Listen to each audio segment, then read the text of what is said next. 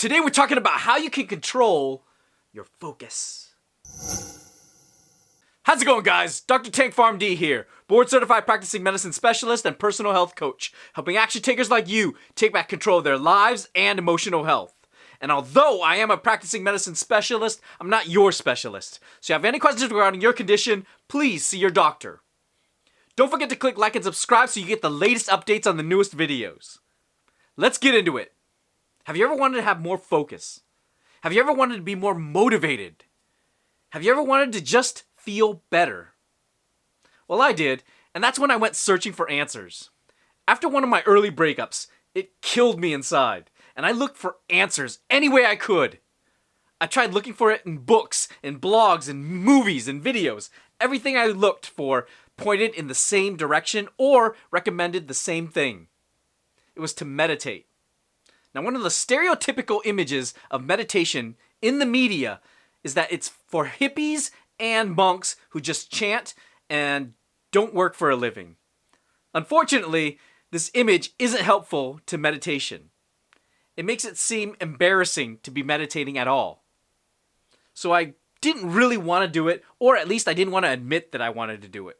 But you see these powerful people who admit to doing it.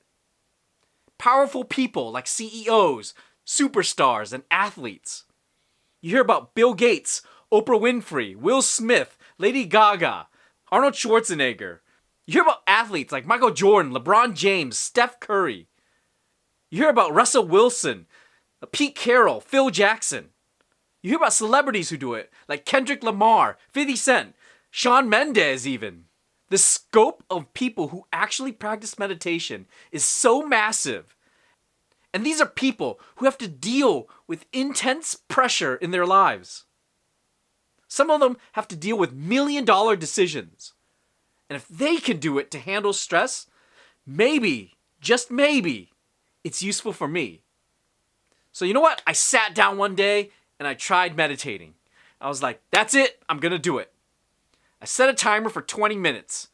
And if meditation is helpful for these people, I thought, you know what? That's it. I'm going to try it myself.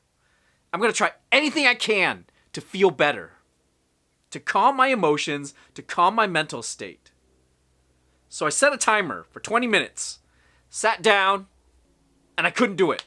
I thought about what had happened in my life. I thought about what I needed to do, errands I needed to run. How am I feeling right now? When am I going to go eat? All these thoughts were running around in my head, and I couldn't sit still. I didn't want to just waste time sitting still doing nothing. It wasn't practical for me. So you know what? I gave up. I'm not doing this anymore.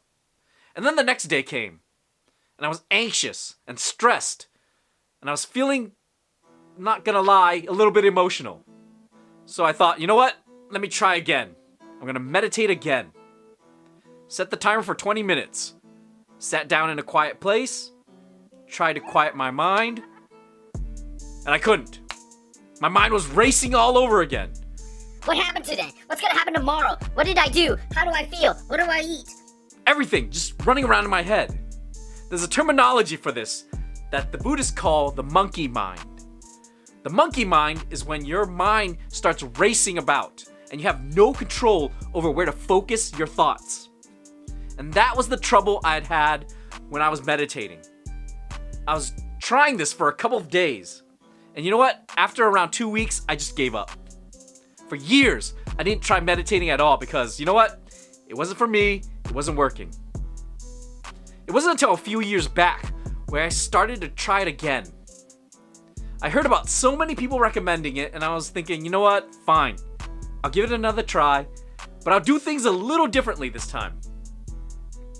Instead of setting the timer for 20 minutes, I only set it for 1. I just sat there, zoning out. And after the 1 minute was over, I actually felt better. I was able to just zone out for a bit and get back to real life. And you know what? It did help a little bit. It helped so much that I tried it again the next day. For 1 minute. Just zone out. And the quiet really helped me. And that's why I'm recommending it to you to try. We've all heard the benefits of meditation. We hear everywhere, everything at least mentions it or recommends it strongly. So we know in the back of our minds that meditation is useful and we should try it. But we often think, it's not for me. I can't do that. I don't have the time. I don't have the time to sit down and do nothing. I don't want to sit down and do nothing. I have things to do. But you know what I realized is that you don't need a massive amount of time to meditate. You can use 1 minute of your day. Just 1 minute. That's not even the length of YouTube ads. You can microwave your food for longer than a minute and just sit there, zoning out your mind for 1 minute, and it's gonna make you feel so much better. It's basically relaxation for your mind. You're taking off your shoes after a long day of work, and that's what's going on in your mind. If you can't spare 1 minute of your day to tell everybody to leave you alone so that you can be quiet and zone out, then you need to reevaluate your priorities. Because that 1 minute is not a very long time. There are people who watch videos on YouTube for 20 minutes. There are Netflix series that people will binge for 5 hours. I'm sure they could spare 1 minute. You don't even have to zone out for 1 minute. Because sometimes my days would be stressful and I wanted to think about things, solve problems that I've had. And in those cases, I use that 1 minute to focus my mind on this one problem that I have, and just that one problem. And I can't be negative about it. I want to be solution oriented. I want to think of all the solutions and possibilities I can. This isn't the time to discount ideas and argue against yourself. You want to use this time productively to come up with solutions. That's what I did that helped me so much when I was going through a rough time. Just setting aside this little bit of time to think or to zone out and relax my brain. It helped me so much that I actually did something crazy and I doubled the time to 2 minutes after a few days of meditating. After that, I tripled it to 3 minutes. And you're probably thinking, oh, I extended it to 20. No, I didn't. I just kept meditating for 3 minutes. And I did it for months on end. It helped me so much to just spend 3 minutes in solitude and quiet that I just kept doing it. I didn't need to extend it anymore. Now, it's easy for me, so I spend 10 minutes a day meditating. I can do that easily because I've developed the habit of doing it every day. And since it's a habit, it's easier for me. And that's what you can do too. Learn to meditate, or at least learn to zone out for 1 minute a day. Tell everybody to leave you alone for just 1 minute so you can enjoy the quiet. Or you could use that time to focus on your solutions. Because maybe you do have a lot of things to do. But maybe there's one thing that you could focus on particularly and you could find answers for that. And that's what you can do. For just 1 minute a day. It sounds like an infomercial, but 1 minute a day can help you. What do you guys think? Have you tried meditation? Let me know in the comments below if you've tried it. If this video has been helpful to you and you know somebody who could use it, please send it their way. And if you're struggling with your emotions and want the tools that'll help you take back control from them, check out the Emotional RX program down below.